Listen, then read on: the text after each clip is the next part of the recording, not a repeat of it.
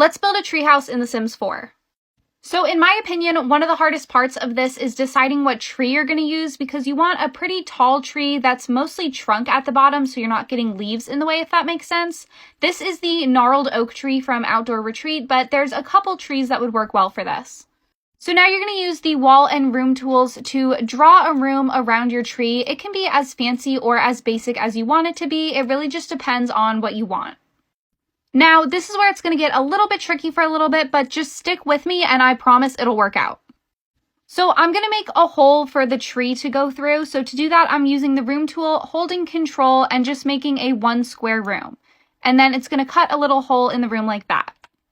Now I'm going to take my room and I'm going to raise it up on a foundation pretty high, maybe something like this. Then I'm going to replace the foundation with a stilted foundation. Now, it's up to you if you would like to have your treehouse be completely open or completely closed off with walls, or a mix of both. For this one, I decided to do a bit of a mix, so here it is with doors and windows. Over here, I included a ladder so that my Sims have a way to get in.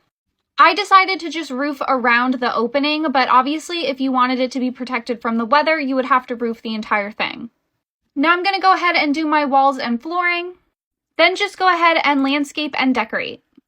On the inside, I'm putting the gaming table from Outdoor Retreat, but obviously you could put any activities that you wanted inside.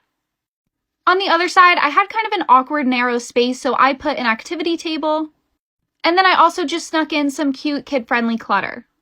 So here is my treehouse done. Obviously yours can look totally different from this. There are so many different things that you can do with this idea, but I hope this gave you a little inspiration.